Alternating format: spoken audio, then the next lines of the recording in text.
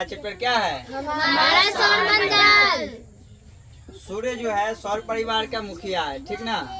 सूर्य सौर परिवार का मुखिया है। सौर प्रज्वाल दूरबीन से देखने पर सूर्य की सतह से उठती हुई आग की लपेट दिखाई देती है। इसे क्या कहते हैं?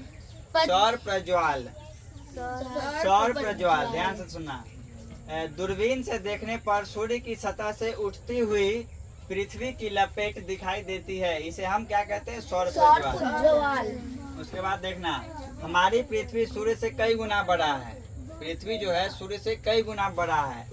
अगर देखा जाए कि सूर्य को देखते हैं कि सूरज, मान लो वो गेंद होता है ना, फुटबॉल या बैट बॉल खेलने वाला गेंद, मैच खेलने वाला जो बॉल होता है, अगर सूरज जो है वो एगो बॉल की तरह है तो हमारा पृथ्वी कैसा होगा? राई के दाना के बराबर। राई के दाना कितना को होता है?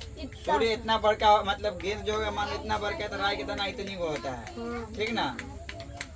उसके बाद ग्रहों से परिचय। ग्रह के बारे में हम जानते हैं। गोले आकार के 8 ग्रह सौर परिवार के सदस्य हैं। इन्हें क्या कहते हैं? इन्हें ग्रह कहते हैं, ठीक। ग्रहों के नाम, इसको हम 2 टर्म में याद करेंगे। एक बार में 4 गो और एक बार में 4 गो। कैसे याद करेंगे? ध्यान से सुनना। बुध, शुक्र, पृथ्वी, मंगल, ठीक है। उसके बाद याद करेंगे बृहस्पति, शनि, अरुण, वरुण। कैसे याद करना है? बुध, शुक्र, पृथ्वी, मंगल, बृहस्पति, शनि, अरुण, वरुण।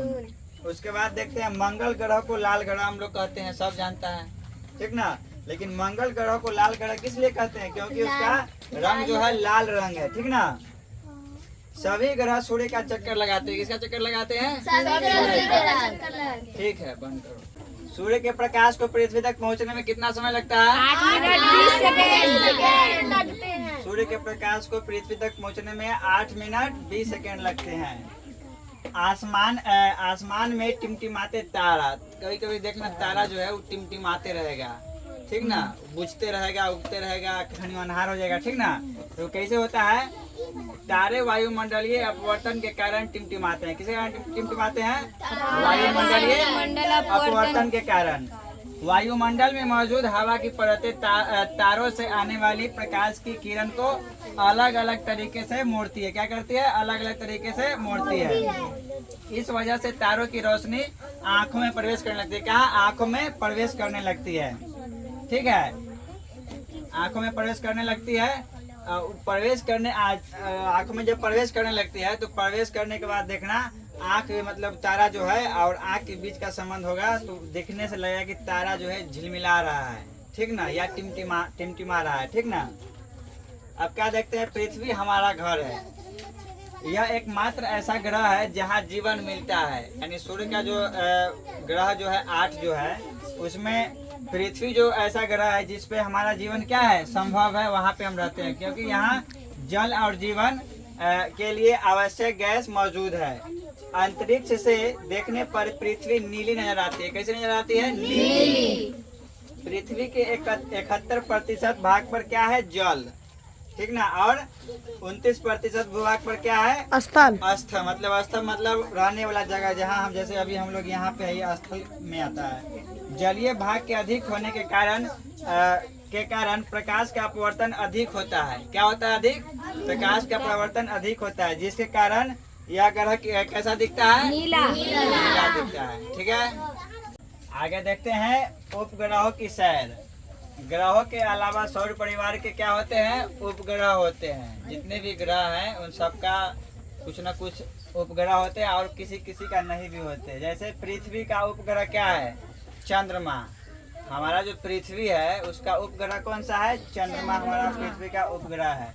बृहस्पति का 63 उपग्रह है। कितना उपग्रह है? 63। शनि जो ग्रह है उसका 62 उपग्रह है। कितना उपग्रह है? 62।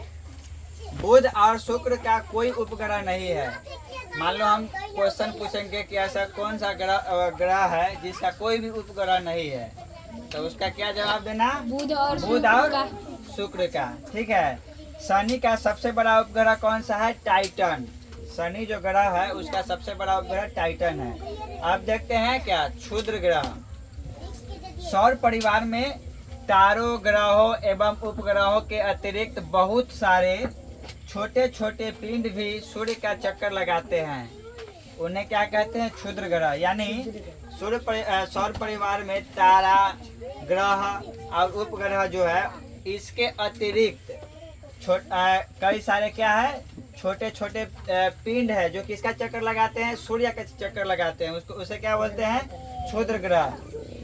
नोट: अनुसंधान एवं खोजों के द्वारा प्लूटो को यम भी कहते हैं। प्लूटो यानी यम को ग्रह की श्रेणी से निकालकर उसे कौन ग्रह में? बौने ग्रह में डाल दिया गया। कब डाला गया? 24 अगस्त 2006 को। ठीक है, आगे देखेंगे उल्का पिंड के बारे में। उल्का पिंड किसे कहते हैं?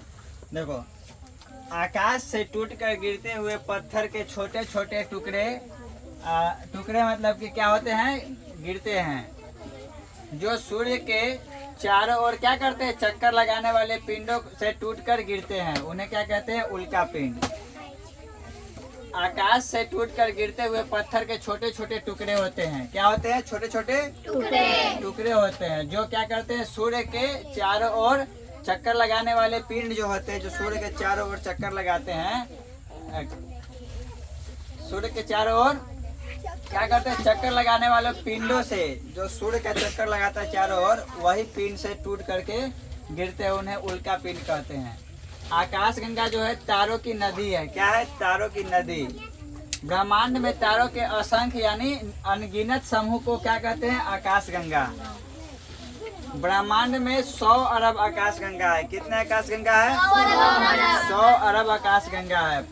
और प्रत्येक आकाश गंगा में कितने तारा है? 100 अरब। ध्यान रखना, 100 अरब आकाश गंगा है और प्रत्येक आकाश गंगा में 100 अरब तारा है। सप्तवर्षी सप्तवर्षी क्या है? तारों का समूह है। रात में उत्तर दिशा में 7 तारों का एक समूह नजर आता है, जिसे हम सप्तवर्षी कहते हैं। कभी कभी देखना, एक की जगह 7 को तारा का मतलब कि समूह मिलेगा, उसको क्या बोलते हैं? सप्तवर्षी कहते हैं। ध्रुव तारा, यह उत्तरी गोलार्ध में पृथ्वी के उत्तरी अक्ष पर अवस्थित है। कहाँ अवस्थित है? ध्रुव तारा कहाँ अवस्थित है? पृथ्वी के उत्तरी गोलार्ध में।